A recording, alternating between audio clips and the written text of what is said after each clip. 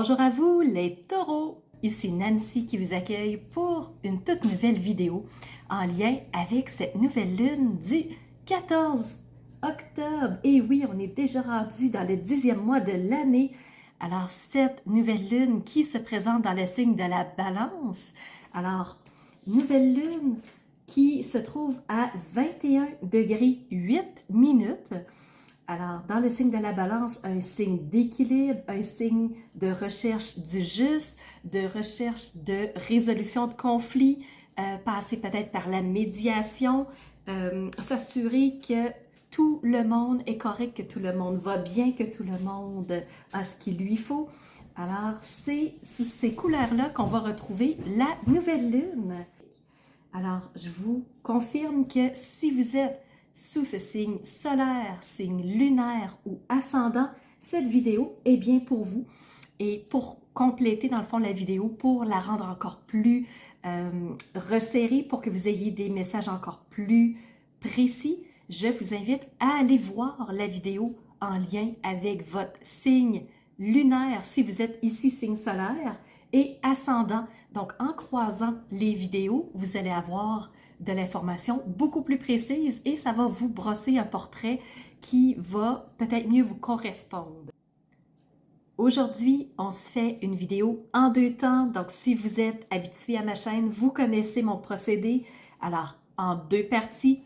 Première partie, on va tourner nos yeux vers le ciel et on va aller voir du point de vue astrologique ce que le ciel a à vous raconter pour cette nouvelle lune du 14 octobre. Ensuite, en deuxième partie, on va ramener nos yeux vers les cartes pour recevoir les messages qu'elles ont à nous transmettre. Alors, pour vous les taureaux, première partie, on commence avec le regard astrologique. Alors, dans votre ciel, à vous, dans votre secteur, il y a deux invités. Premièrement, les taureaux, vous avez Jupiter qui est rétrograde et vous avez aussi Uranus rétrograde. Alors, ces deux planètes-là nous invitent, bien entendu, à l'introspection, à retourner vers l'intériorité, à regarder en soi. Chacune nous amène à une forme d'intériorisation un peu différente pour nous aider à cheminer. Donc, Jupiter, lui, ce qui nous invite à faire dans l'introspection, c'est regarde la chance que tu as, regarde toutes les beautés qui font partie de ton quotidien malgré les difficultés que tu peux rencontrer. Est-ce que tu sais les voir, ces beautés-là? Est-ce que tu reconnais la chance que tu as? Est-ce que tu as eu des opportunités qui se sont représentées pour toi dernièrement? Et Uranus, pour sa part, son intériorisation, c'est dans l'objectif de nous faire prendre conscience des changements qui ont eu lieu dans notre vie dernièrement. Qu'est-ce qui a bougé? Qu'est-ce qui est différent? Qu'est-ce qui s'est placé pour nous, que ce soit positif ou négatif? Quels ont été les changements? Quelles en ont été les répercussions? Maintenant, on va passer aux aspects. Donc, vous avez reçu dans votre ciel, à vous, les énergies, ça va être 3 sextiles. Aucun défi. Profitez-en, les taureaux. Profitez-en pour refaire le plein d'énergie. Donc, il n'y a pas de défi, il n'y aura pas de tiraillement plus fort pendant cette nouvelle lune-là. Je ne dis pas qu'il n'y en aura aucun, mais vous n'avez aucun défi, aucun carré astrologique. Et on va terminer avec les trigones. Il y en a 3 aussi. Alors, on met en mots les sextiles. Premièrement, vous en avez un avec Neptune qui est rétrograde. Neptune, c'est la planète des rêves, de l'imaginaire, des solutions ingénieuses, de la visualisation. Donc, c'est tout ça, Neptune. Et quand elle est rétrograde, ce que ça veut dire, c'est que ça se peut qu'on ressente un peu plus de flou mental pendant cette période-là, mais on peut quand même s'appuyer sur la visualisation, sur l'imaginaire, se créer des choses intéressantes, s'ajouter un petit peu pétillant à notre quotidien. En sextile, vous avez aussi celui avec Saturne. Saturne, lui aussi rétrograde. Alors Saturne, c'est le grand sage du ciel. C'est celui qui nous pousse à la réflexion. C'est celui qui nous dit, as-tu pensé? As-tu pris le temps de réfléchir à chacune des opportunités? Est-ce que tu as vraiment fait un tour d'horizon? As-tu vraiment vu chaque aspect, regardé chaque angle différent? Donc Saturne, c'est tout ça. Et il va vous soutenir pendant la nouvelle lune. Dernier sextile avec Vesta. Vesta, qui est une astéroïde du bien-être et de l'harmonie. Alors Vesta, elle, ce qu'elle veut, c'est qu'on se sente mieux, qu'on se sente plus en harmonie, qu'on soit plus zen, plus posé. Alors vraiment, Vesta va vous aider à surmonter certaines difficultés pour plus de bien-être et d'harmonie. On s'en va tout de suite au trigone parce qu'il n'y a pas de défi. Alors, premier trigone avec Pluton. Pluton qui va vous aider à vous régénérer, qui va vous aider à vous reposer, à vous remettre sur le piton, comme on dit au Québec. Donc, faire le plein d'énergie pour être capable de repartir à nouveau vers d'autres défis. Deuxième trigone avec Vénus. Et Vénus, c'est votre maître. C'est la planète de l'amour, des petits plaisirs, des belles relations avec les autres, des beaux moments agréables en bonne compagnie. Alors, pendant cette nouvelle lune-là, focalisez peut-être sur ce point-là pour rehausser, pour fluidifier peut-être ce quotidien qui des fois est un petit peu lourd. Et dernier trigone avec la lune noire. La lune noire va vous donner des clés de compréhension sur des éléments qui étaient incompréhensibles, qui n'étaient pas clairs avant. Alors, c'est ce qui fait tour de votre ciel astrologique, les taureaux. On poursuit immédiatement avec la deuxième partie, qui est le message des cartes. Alors, on commence avec les cartes de tarot, parce que c'est une chaîne de tarot. Alors, première carte que vous avez reçue, c'est la 2 de Pentacle. Les pentacles représentent tout ce qui est des ressources, matérialité, tout ce qui est concret dans notre vie et qu'on possède. Et là, on hésite entre deux possessions, entre deux ressources, comme s'il fallait choisir entre deux objets. Donc, je ne sais pas si ça vous parle, les taureaux, mais cette carte-là, c'est un choix et un choix entre deux ressources. Deuxième carte, vous avez reçu la 4 de coupe. Les coupes représentent l'émotivité. Et là, on voit, il y a des... juste que je ne suis pas certaine de ce que je dis.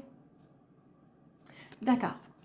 Alors, il y a des coupes ici et le personnage garde une focalisation sur ces coupes-là, comme s'il se disait « mes coupes sont vides ».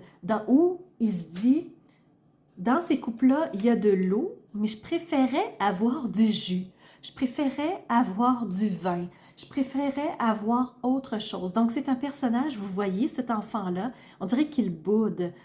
Il est comme nostalgique, il est triste, il est tourné les yeux vers ce qui s'est passé, ce qui a été, ce qui a peut-être été mieux, ce qui s'est passé avant. Donc, il n'est pas dans le moment présent.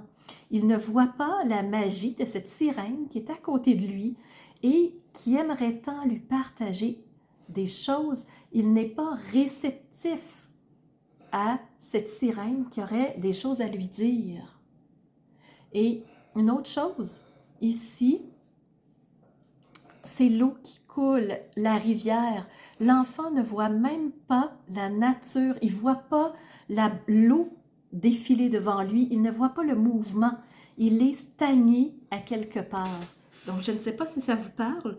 On parle d'un choix dans la matière et on parle de l'attention qui est portée vers ce qui ne bouge pas. Il n'y a pas de mouvement. C'est comme si on était ailleurs. Et ici, dernière carte, vous avez reçu la page de bâton. Les bâtons représentent ce qui nous fait vibrer, ce qui nous passionne, ce qui nous met en vie. C'est le feu qui nous anime. Et ici, vous avez reçu le page. Le page, c'est cette jeune énergie de la suite royale. Donc, quand on a toutes eu les cartes allant de l'As à 10, après le 10, c'est la suite royale. Donc, le page, c'est le plus jeune de la suite royale. C'est ce jeune enfant qui dit « Ok, j'ai compris, il est un peu frivole, il est vraiment immature parce qu'il est jeune, mais il a de la bonne volonté. Et lui, il a compris ce qui nous anime, il a compris ce qu'on veut, il a compris ce qui nous fait vibrer. Et là, il veut partir à la conquête de ce qu'on porte en soi. » C'est drôle parce qu'en parlant de conquête, je vous montre la dos de deck. Vous avez reçu le fou qui est une arcane majeure et c'est la première arcane de tarot dans les lames majeures qui part à l'aventure, qui dit « Moi, je fais mon petit baluchon et je pars. » Ou « J'en ai aucune idée. Je vais vivre quoi? J'en sais rien. Une réservation? Aucune. Mais je pars à l'aventure. » Alors, c'est un peu cette énergie-là du page de bâton. Donc, je pars dans ce qui m'anime. C'est un peu comme quelqu'un qui a une idée et avant même d'avoir pris le temps de réfléchir si tout était vraiment aligné, ben il part. Il est déjà en route. Donc, c'est un peu cette énergie-là, le page. Et c'est ça qui fait qu'il est immature, c'est qu'il manque un peu d'expérience, tout comme le fou. Je vais passer maintenant aux autres messages externes au tarot. Donc, c'est des oracles, la majorité.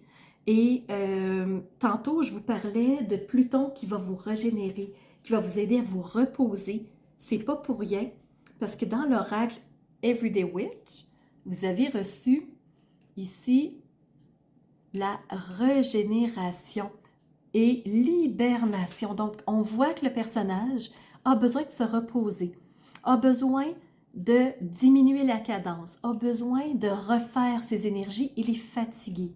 Quelque chose a tiré beaucoup de jus. Et là, voyez-vous, il y a des cristaux, il y a les racines. Donc, ce personnage-là est sous terre. Donc, il s'est retiré et il a besoin de respirer.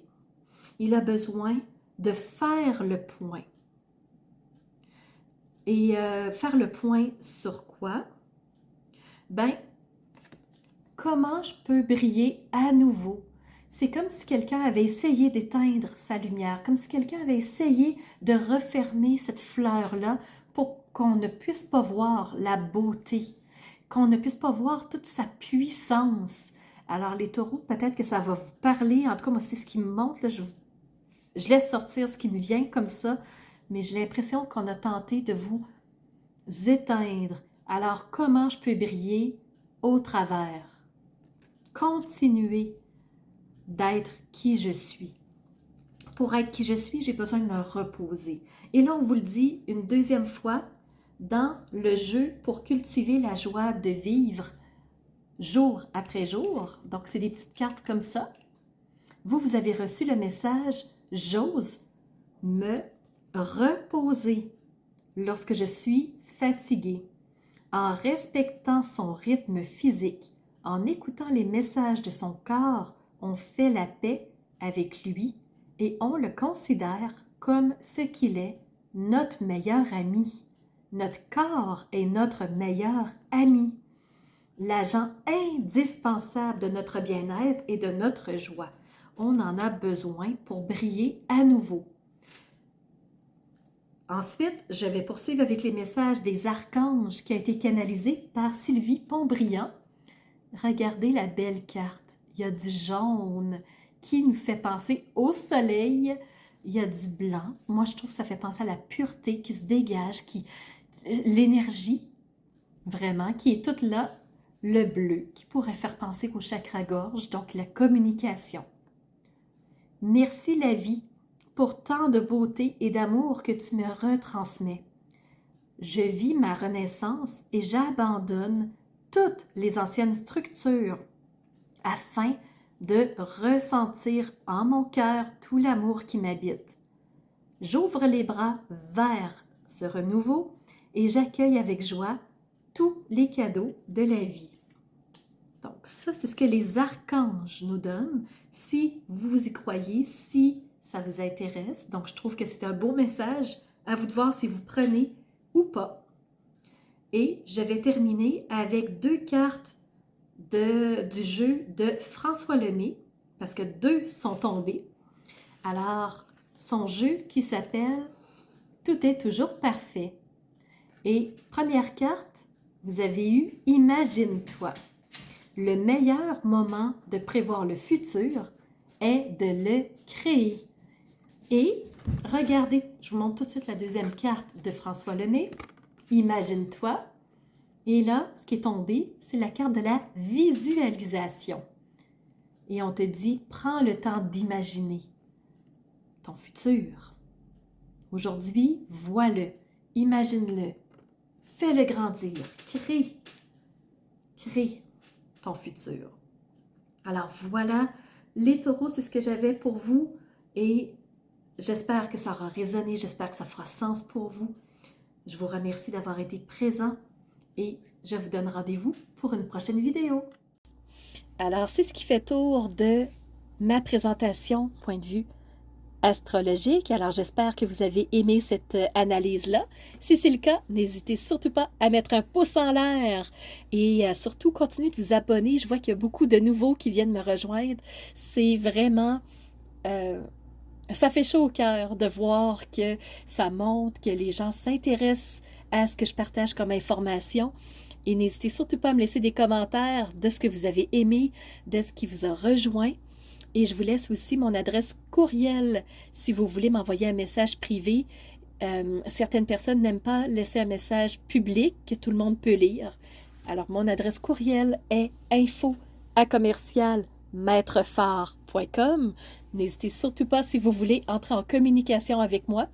Et sous la vidéo, il y a toujours mes services qui sont dans le petit plus. Alors, vous pouvez savoir quel est mon univers, qui je suis. Allez fouiller un peu plus sur moi.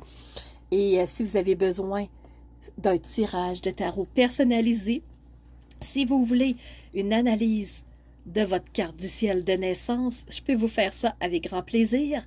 On peut aussi se rencontrer pour un coaching si vous avez besoin d'être guidé par rapport à un ou plusieurs domaines de vie pour faciliter votre route par la suite. Ça me fera plaisir. Alors, c'était Nancy de la chaîne Maître Phare Tarot qui vous offrait cette vidéo avec le cœur et n'hésitez pas à surveiller les réseaux sociaux. Vous savez que dans 48 heures, les 12 signes sortiront. Alors, on se revoit pour les 12 signes. À bientôt.